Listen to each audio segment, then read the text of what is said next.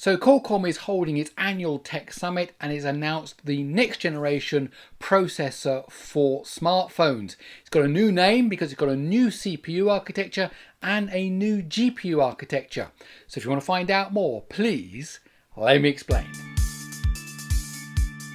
So the Snapdragon 8 Elite, this is what could have been the Snapdragon 8 Gen 4, but with the move over to the new Oryon CPUs, Qualcomm are saying it deserves its own new branding. So Snapdragon 8 Elite to go along with the Snapdragon X Elite, which is the laptop processors which we find on Windows, on Snapdragon, Windows on ARM, the Copilot Plus PCs.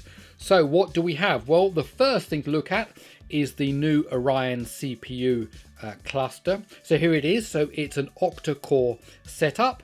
We can see that there are two prime cores clocked at 4.32 gigahertz, and this is then followed by 6 performance cores clocked at 3.53 gigahertz. So a few things to note here. First of all, this is not a triple kind of setup with prime cores, performance cores, and then efficiency cores, a 2 plus 4 plus 2 or something like that. This is a 2 plus 6 setup.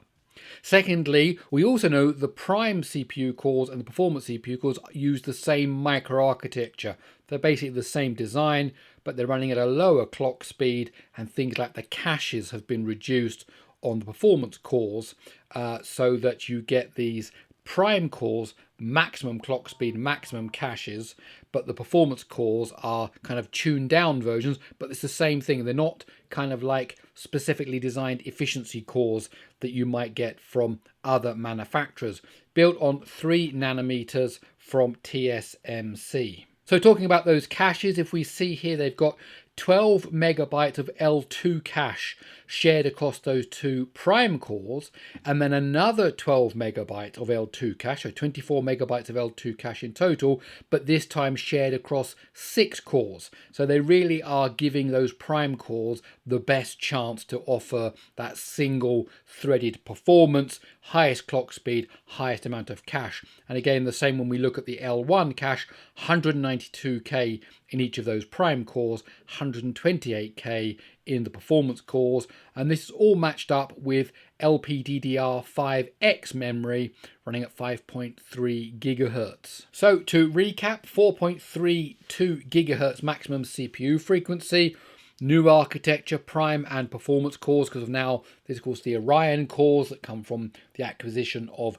Nuvia, and we had them in the laptops last year. Qualcomm said we'd see them on mobile this year. Here we are. But just to point out, these are not the same cores as last year's Oryon cores. This is the next generation, specifically designed for mobile, or specifically designed for mobile and laptop. So we'll see what happens in the laptop area. Increase 45% single core performance, 45% multi-core performance, 45 across the board there, which translates to 62% for web browsing, and as I mentioned, 24 megabytes of L2 cache. So what does that translate into figures? Now, before we dive into them, these numbers here come from Qualcomm using its Qualcomm reference device, which is basically a smartphone that Qualcomm builds, just a handful of them, to proof the concept, to see how it works. The thermals and the battery and so on tend to be slightly different in commercial devices, so these numbers may be slightly lower when we get to actual commercial devices, but they are a good indication.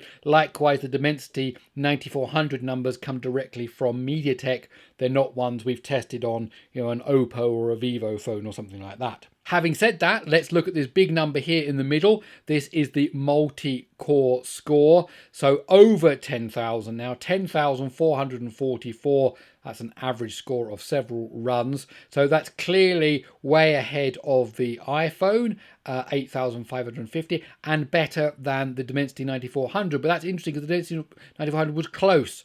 These are in the same ballpark. They're not, of course, this is bigger and can't be denied. They are in the same ballpark. But remember that both of these are octa-core. This is a hexacore, just 6 cores in this one. This is 8. And of course, the more cores you have, the greater the multi-core score is going to be. However, big difference between last year's Snapdragon 8 Gen 3 and this year's Snapdragon 8 Elite. So we can see a huge uplift here in multi-core, and these are both octa-core. So definitely a huge performance increase.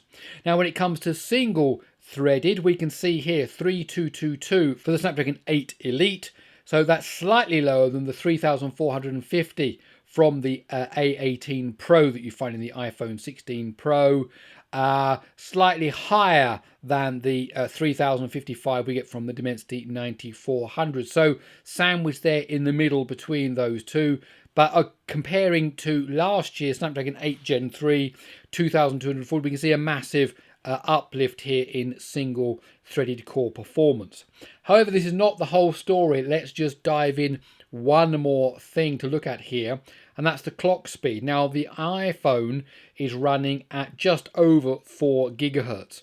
Now, as we saw, the Snapdragon 8 Elite is running at 4.32 gigahertz. This is the peak CPU performance. Obviously, it runs at lower when it's got less to do, and that's compared to just 3.62 gigahertz of that Dimensity 9400. So the Dimensity 9400 was offering those performance numbers at quite a significantly lower clock speed, and again the Snapdragon 8 Gen 3 running at a lower clock speed.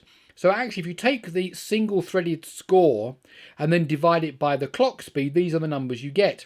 So Apple comes out on top with 852. Next comes the Dimensity 9400 with 844. And surprisingly, the Snapdragon 8 Elite is only 746. So basically, if these were all running at the same clock speed, you would get a different set of results, and they're not running at the same clock speed, so you can't deny that.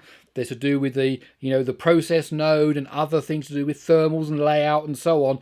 They're all very important, so they're not running at the same clock speed. But if they were just running at the same clock speed, then you would get different performance numbers. However, hats off, because the Snapdragon 8 Elite can peak up to that 4.32 gigahertz. And then again, compared to the Snapdragon 8 Gen 3 from last year, so again, a significant improvement compared to last time. That's what we want.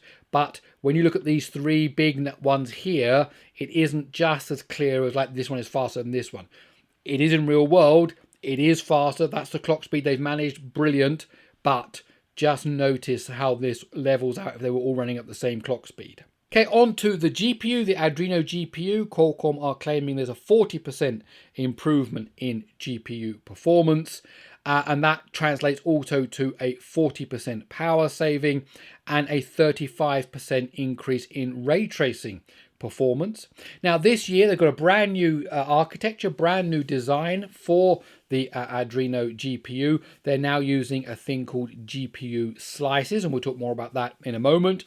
Each slice here has its own clock speed, so it can go up and down according to its demand. It can go as high as 1.1 gigahertz, and then that is also backed up by some local graphics memory, something we not really seen on mobile. Normally it would use the main memory, but now we've got 12 megabytes. It's not huge, but there is some of this local graphics memory. You could almost think of it as a cache, but it isn't. But it allows some stuff to remain in the GPU without having to go out to main memory to go and get it, and that will improve performance. So what are GPU slices? Well, in previous designs, the GPU could be considered as a monolithic block of fixed function with shader processors and so on. With the sliced architecture, the GPU core components, including the shader and the various block functions, are redistributed into smaller slices and then literally replicated. So in this case, it's 3 slices. That means in the future, we might see GPUs with 4 slices, or if it's aiming at the laptop or desktop, 6 slices or 8 slices. So it's a way of scaling up to different levels of performance.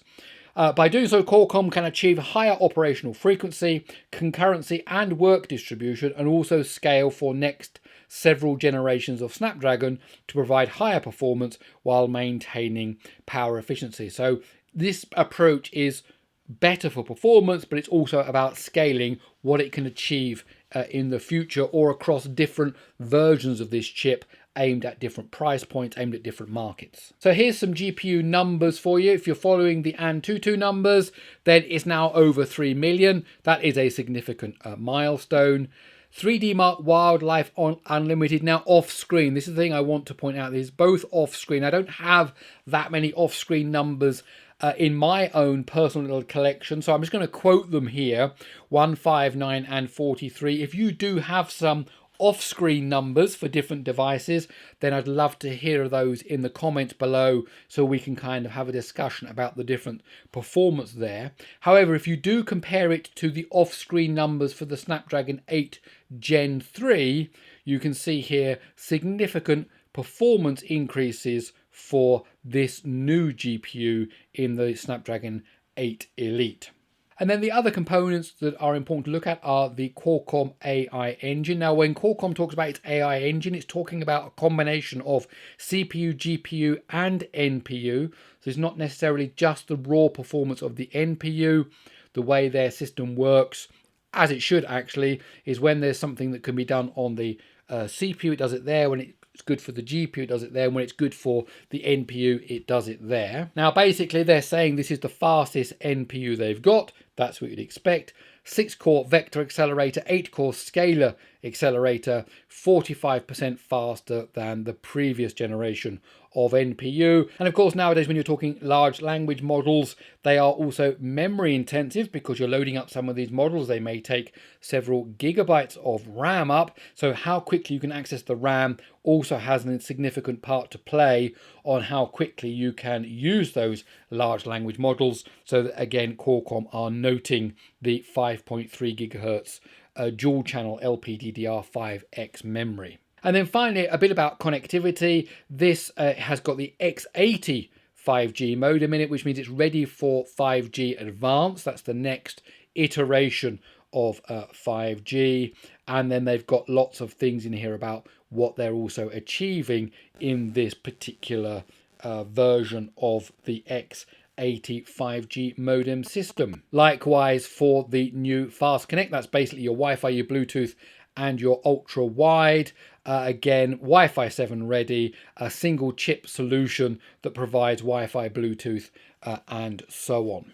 Okay, so there you have it, the Snapdragon 8 Elite, the latest processor from Qualcomm. Love to hear your thoughts in the comments below, what you think about this processor. There's the new Oryon ARM custom cores. There is the new GPU sliced architecture, and then of course the AI engine and all the other stuff. What are your thoughts about the performance, the comparison between Apple and Qualcomm, and the Dimensity? Love to hear your thoughts in the comments below. Okay, that's it. My name's Gary Sims. This is Gary Explains. I really hope you enjoyed this video.